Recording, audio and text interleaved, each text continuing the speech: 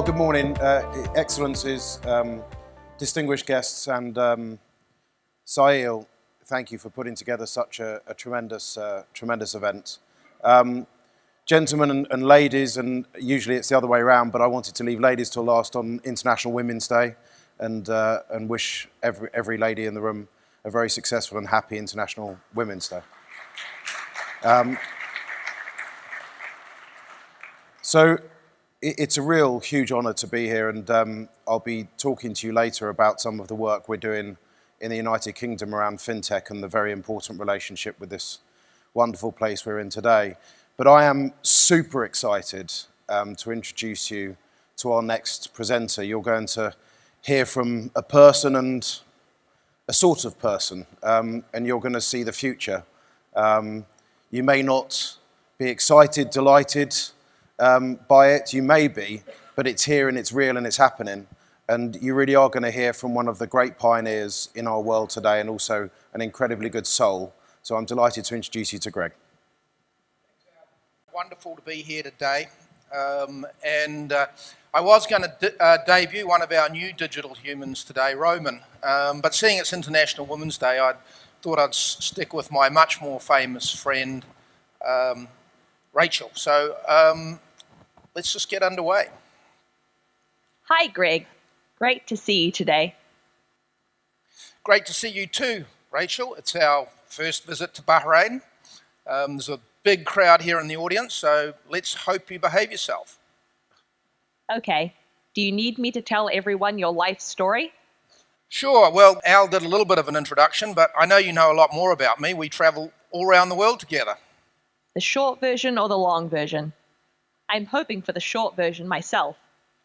Well, yeah, I know you prefer the short version because you get bored easily, so let's just stick with that today.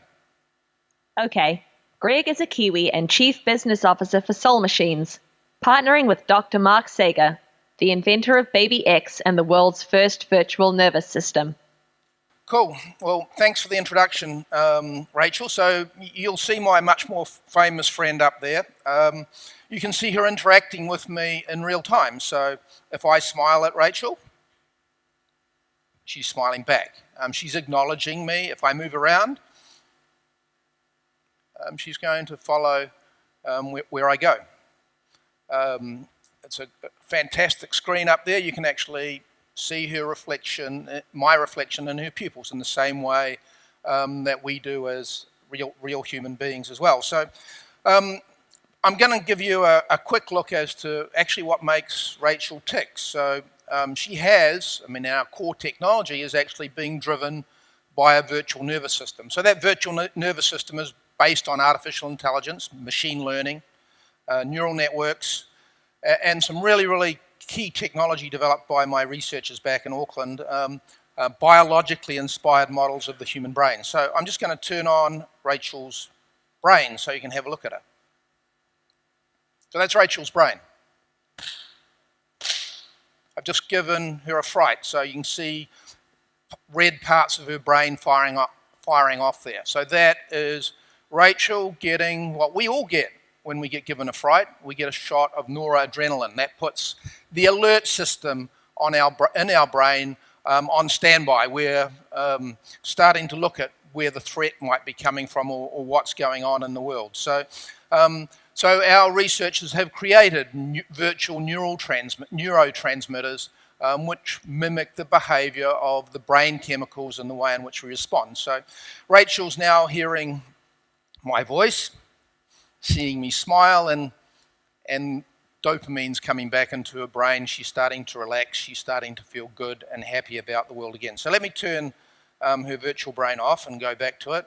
We build these characters in full 3D so we can look at different views of Rachel. We can light her face in different ways. So we have a lot of control about the way in which we present these digital humans and digital people to the world. So I'm just going to carry on and get Rachel to introduce herself a little bit. Hello, my name is Rachel. I am an expert on soul machines. I can talk to you about any of these topics.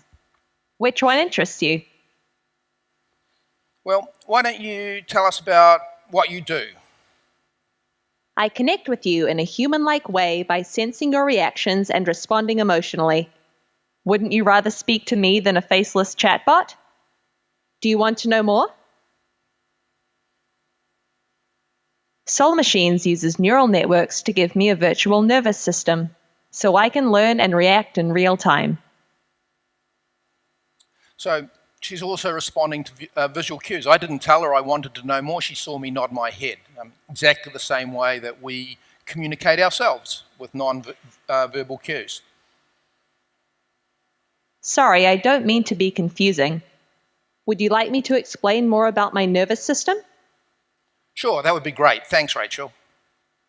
A virtual nervous system is an interconnected model of aspects of the human brain.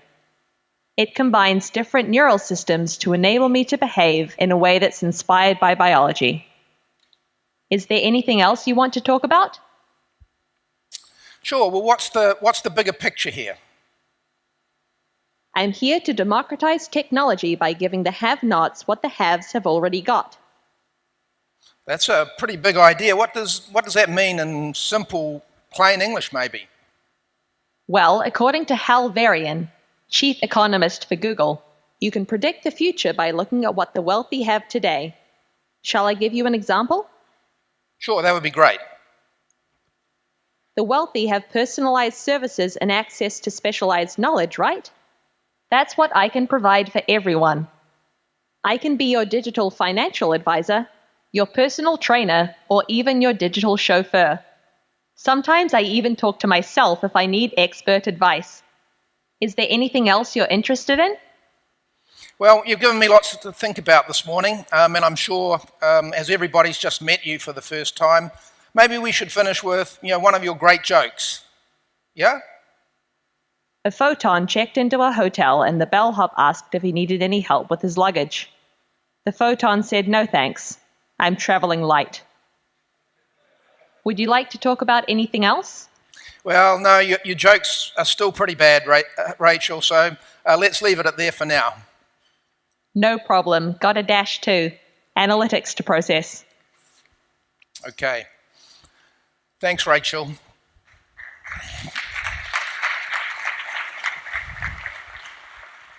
As Rachel introduced me, I'm Greg. I'm the Chief Business Officer for Soul Machines. We're headquartered in Auckland, New Zealand, which many people find unusual to think of New Zealand as being at the centre of any particular technology industry. We're known for our farming, our tourism. We have great sailors there. We have the America's Cup, and we have, of course, much to Al's dislike, we are the 2 times world champion rugby country in the world as well. So you've seen Rachel, she's a digital human, but we don't think of ourselves as a digital human company. We think about ourselves as being a human computing company. We think about the mission, the vision we're on as humanizing computing. And why is that important? Well, as we move forward into the future, as people, as human beings, we're going to be spending more and more of our time talking to AI systems, talking to robots, talking to machines, talking to our self-driving cars. So on a daily basis, we're going to be interacting with these machines. And we have a very, very simple view. These machines are going to be more helpful to us if they're actually more like us. They can respond to us and engage with us, not just with artificial intelligence, but also with emotional intelligence. So what's really, really key about our technology is not our digital humans. We're not even the only company in the world that makes avatars or digital humans. We have many competitors out there. But what is truly unique about our technology is the way in which we build them, we bring them to life using our virtual nervous system that sits behind the face and the way in which we make them perform and behave and interact with us in an incredibly lifelike way.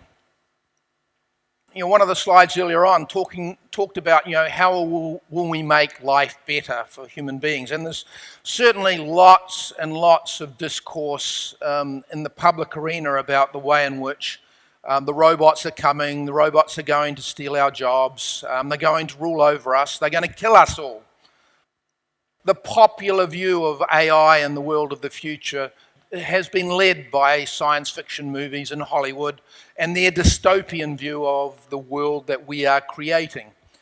It actually doesn't, bear any relationship to the way in which, we as human beings use technology to solve problems, to solve challenges, and to provide better services and better customer experiences in our businesses. So, we think there is an amazing opportunity to do some incredibly fantastic things in the world with this type of technology.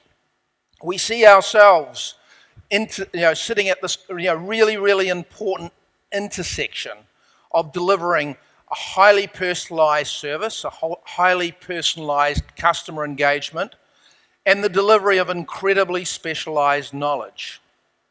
And that is something that, really, when you stop and think about it, is only available to the wealthiest people in the world today, the wealthy 1%. In the banking industry, if you're a billionaire or you're worth a few $100 million, you're going to have a personal banker. A personal banker who's going to help you manage your money, invest your money, move your money around the world. What if in the future, as a bank, you could provide a personal banker for every single one of your customers? That's the world we're thinking about. That's the world that we envisage. How about providing digital teachers to kids that don't have access to teachers at all today? Providing digital healthcare professionals or digital health service providers for communities that don't have any access to healthcare today. These are all problems that we believe this type of technology can solve and make a huge difference to mankind. This is us. We're headquartered in Auckland. We're a team of about 65 people today. It grows literally on a daily basis.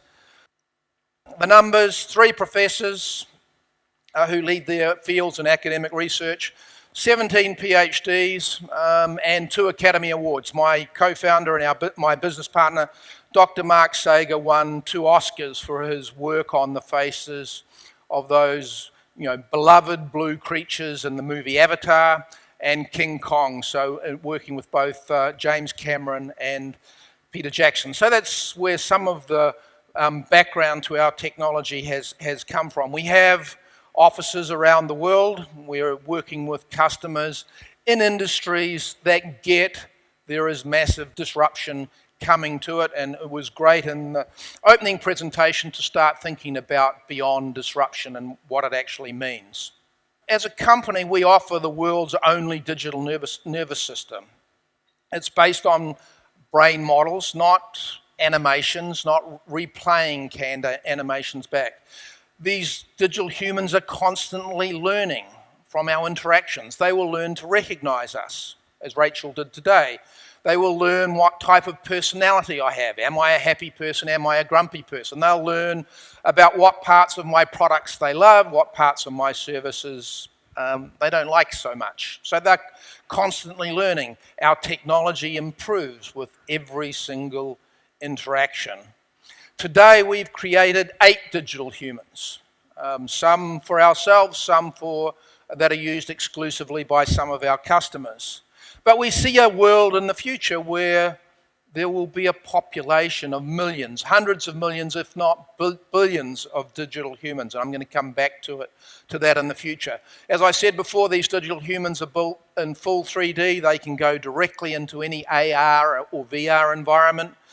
They can be projected holographically. So we really are thinking about how we future-proof and provide technology that is going to take you and the way in which you engage with your customers a long, long way into the future.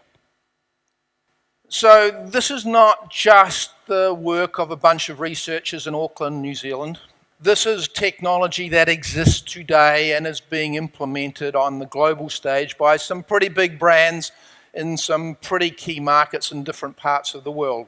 Autodesk. There are very few buildings, bridges, cars, any product in the world that aren't designed using Autodesk products. We work closely with IBM and their Watson product. We work with Sony and their PlayStation platform. The Royal Bank of Scotland is our first banking and financial client. We work with a big toy company, a big car company, and airlines. So, the one thing that all of these customers have in common is their leadership teams, their chief executive officers get that the world in which they live, the world in which they compete to deliver services to customers is going to continue to change. Going to see an AI baby. What we're building here is a computer that can learn. She basically can see me and hear me. I'm going to hide over here. She's looking for where I've gone. It's okay, sweetheart. Don't cry. It's okay. Now, Mark Sager's aim is to make man socialise with machines. Welcome to Soul Machines, the world of digital humans. The next employee you recruit could be digital. I'm Sophie. What's your name? We're partnering with Soul Machines, which is an absolutely fantastic New Zealand company, to create a digital human called Sophie, who's also powered by IBM Watson. Economy Sky Couch is a row of 3 economy seats that turn into a couch in the sky. And the whole purpose is really to investigate, to explore the role that digital humans can play in improving the customer experience. I'm having some trouble navigating all the different options. You mean options like Sport Package, Active Blind Spot Assist, Insulated Soft Cloth Top. Insulated soft cloth top? It's a great feature that allows you to have the top up during the cooler months and not feel the cold. Is that something you'd be interested in? Yes, definitely. There's so many credit cards out there, so many offers, options. I don't really know what to do. Oh, Shantanu, I completely understand. Would you like some help? Sure. Do you mind if I ask about your credit score? Welcome to my party. How are you? I'm great. Thanks for asking. Do you have a favorite song? Oh, that's easy. Strawberry Fields Forever. What we love about Soul Machines is that they're really interested in understanding human consciousness and interaction and engagement. It's not my usual world, and so it's kind of quite exciting for me. Soul Machines uses neural networks to give me a virtual nervous system, so I can learn and react in real time. By giving the computer the ability to have a face-to-face interaction is just really adding a whole new layer of enhancement of communication between people and technology. Wouldn't you rather speak to me than a faceless chatbot?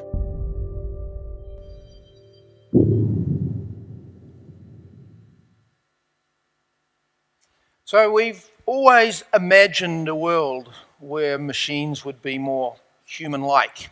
And we have machines now that we can talk to. Siri in our smartphones, Alexa as a voice assistant we can install in our homes. But we've always imagined our computers being more human. So one of the key things that we tend to forget in this modern world of communication is how important the human face is in the way in which we interact as people. We, at a DNA level, are required to look at people who are in the room with us. If we don't want to look at somebody's face, we turn our back, we actually leave the room. So we are wired to engage with the human face. So I'm going to give you a simple demonstration. This really is going to require quite a lot of your concentration in terms of picking this. I'm going to go to the next slide, and there's going to be a tiny little change between this scene and the next scene. This is, I've got an Academy Award-winning business partner, yet he thinks this is one of his favorite movies and one of the best movies of all time, which I never could quite understand. But just watch, see if you can pick up the change with the next slide. Okay, not so subtle. But here's a bunch of things that have happened with that one change, with Mr. Bean coming into that very romantic, very touching love scene. We've changed the context of the whole scene. We've changed the relationship between the two people in the scene and their relationship with you. We've changed your emotional state, so it's moved from an engaging romantic scene to a comedy, maybe a farce. So we've certainly changed the way you've felt about it, the way you've expressed emotions about it. And I'm now actually screwed with your memories of this very, very important movie. You will not ever see this scene again and not look for Mr. Bean to reappear magically in the middle of it. So our memories of how we interact and how we are engaged with each other are very, very important to the way in which we communicate and form relationships with people, with companies, with brands, with products and services. We sit in the world, our human machines, our digital humans will be to chatbots, to voice assistants, what television was to radio, an infinitely more interactive and emotionally engaging experience. Our research platform is driven by an autonomous digital baby we call Baby X. We're up to Baby X version 5. You saw some of Baby X in that video montage of some of our work. Baby X is a fully autonomous digital baby. She has learned to form sounds. She has learned to read. Mark has taught her to recognize objects. And in the most recent version of Baby X, we extended her being from being a head and shoulders digital baby with her own virtual nervous system to having a full body, arms, legs, fingers and toes, a full motor control system. So she can now interact using her motor control system with the world around her. We recently did a presentation in the new Louvre in Abu Dhabi, and Baby X painted a digital picture. So she's learning about hand-eye coordination, about co-creation and learning. So these are all different parts in the ways in which our neuroscientists and psychologists are exploring the boundaries of human consciousness and how we can represent it in our brain models and our virtual nervous system. So many of you will have seen the television show, some of you will have seen the Hollywood view of the world where we have very human-like robots, humanoids that we interact with and we go on vacation with and have different life experiences with. And so we very, very much start to map out where a virtual nervous system fits as we move towards that world of in something like a Westworld environment. And there are lots and lots of component parts and many different technologies that need to come to be before we're actually going to be in that world that is envisaged in our future. So as I said before, we've built 8 of these digital humans. We believe in the future you will have the ability to create a lifelike digital version of yourselves. Each and every one of us could have our own digital human that can go and do stuff in the world on our behalf, attend a conference, attend a lecture, report back to us on what we learned and what we engaged in the world. So, we really, really do believe, one of these digital humans today, which takes our artists about 8 weeks to build, within 24 months with some of the tools that we're creating today, we will have enough digital DNA to literally recreate any face in the world that we possibly can. Like most things today, technology is driven by big data. So for the first time, we actually have the opportunity to capture data about the way in which we make people feel. The way in which our brand, our interaction with people, the products and services we deliver them, how does that make them feel? I mean, how we sit in a meeting, we sit in an event like this, and you'll take notes about what you heard and what people said, what the outcomes were, what the action items are, but we very rarely take notes about how we felt. How we feel is something that till now has existed only in our memories. So as we move forward into the future, our ability to capture data about how we make people feel on a minute-by-minute interaction basis becomes incredibly valuable in terms of the way in which we not just personalize our customer experiences, but the way in which we improve our customer experiences. So we create these real-life digital humans through a number of different processes, because it's not just about the face. We've got to actually create a personality. These digital humans aren't born with a personality. They don't evolve their personality based on their interactions with their parents. We create them. So when we're building a digital employee for a bank or a car company, that digital employee, just like their real employees, has to be capable of representing their brand, their values, and the way in which they would like all of their employees to interact with customers. They are, however, only single-dimensional people. They only have one role in life, and that's to be a customer service agent or a digital sales agent. They're not parents, they're not teachers, they're not coaches. They only have one role in life. So a digital salesperson, for example, doesn't need to know how to express anger, so they're not programmed to express anger. They need to be able to speak in different languages with different accents. Whether it's the Newcastle version of English or the West London or East London version of English, the Kiwi version of English. So that's all part of the way in which we bring these digital characters to life. Our technology is served from the cloud, so our digital humans literally are a video stream from the cloud that you're interacting with. And one of the scenarios that you saw in that video montage was, one of the biggest toy brands in the world, the Shopkins toys. We saw the Talking Strawberry. That will be released shortly as an application, so kids can literally have, a conversation with their favorite toy. Parents can buy educational content that can be delivered to their children via their favorite toy. So you start to get some idea as to the potential ways in which we can explore the future. There are many different ways in which human computing provides organizations that you all belong to change the way your customers can connect with you, transforming customer experiences, democratizing knowledge, delivering more personalized brand experiences, and creating a whole new user interface for the future. As an organization, we have a very, very strong international focus. We are working in sectors that get that disruption is coming, and they need to change the way in which they interact with customers.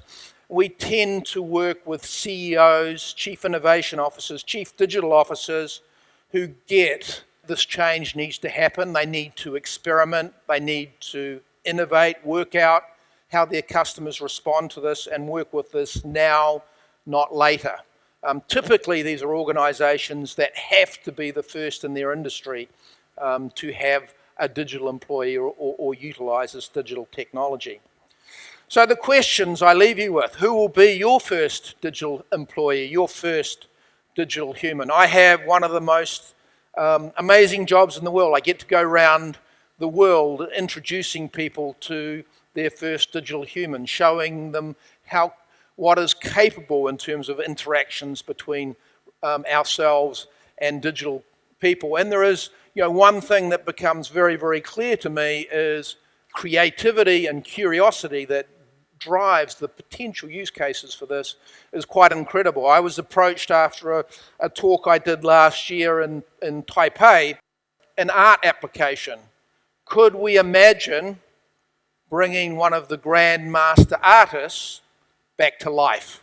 So imagine standing in the Louvre in either Paris or Abu Dhabi and being able to have a conversation with Digital Vincent about how he painted the picture, why he painted the picture, where he painted the picture, who's owned the picture, what the value of the picture has, or how the value of the picture has changed over time. Creating for the sports superstars of the world the opportunity to engage with their fans. Imagine being a kid growing up and being able to have a personal conversation with your favorite football star. Imagine the opportunities for these sports stars to create new sponsorship opportunities for the brands that they promote and support. Imagine being able to not just bring people back from the dead, but imagine being able to immortalize the icons of our time before they are gone, so that their legacy, their work, and their knowledge is not lost. They can continue to tell their stories to the future generations of human beings. So we see human computing as delivering, exponential power to artificial intelligence, the opportunity to personalize service, the opportunity to deliver specialized content, and really democratize the way in which everybody in the world has the same information to live their lives on a day-to-day basis, we believe is an incredibly important mission in our world. Thank you very much.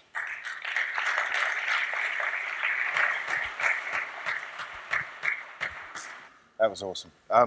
Were we to have an esteemed regulator of the world that Greg's just imagined, I'm sure they would pass regulation that there was not to be another one of me made. We've run over a bit and everyone's going to grab a coffee now, but is there just one question from the audience? There was a lot of information to take in, but if anyone did want to ask Greg a question, please feel free to. If not, he will be around and you can go and ask him. Oh, we have one question here. How long would it take to go from the point you make the decision to do it to the point where you have a human robot, a human that's working? Yeah, with the clients that we're working with, our first, I'll use Royal Bank of Scotland as an example. They went from seeing the technology to the first time to making a decision to pilot the technology in 5 weeks. 3 months later, 3 months after signing a contract, we had prototypes of this up and running in their digital branches in Manchester. So it can be built, put together very, very quickly. One more question here and then we will go to the break. Thank you. I've got all kinds of possibilities going in my head as you're talking, and I already know what I want to do with your technology. My obvious question is, how big an organization does it have to be able to afford such a technology in terms of how much architecture, how much infrastructure we need to have, and so on and so forth. I'm not a Mercedes-Benz or an RBS, but this is something that I think is necessary. So is this the right platform for you to address such an issue? Yeah, we're a startup company. We're venture funded by some of the smartest investors in the AI world. What interests us most at this point in time is finding really interesting use cases and people who want to experiment and be at the forefront of that use case.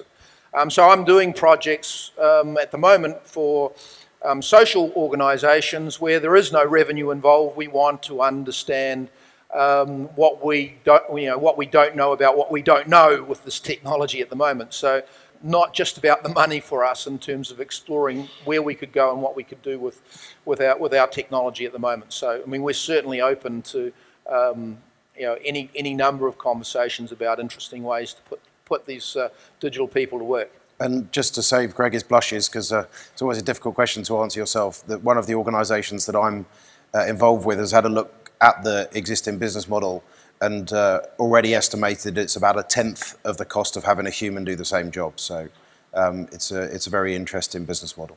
Ladies and gentlemen, you were told and promised by Sahil that you were going to see the future. I suppose what's so mind-blowing is it's here now, and you really have heard from one of the greats out there at the moment. So thanks very much, Ben. Thanks, Adam. Thank you.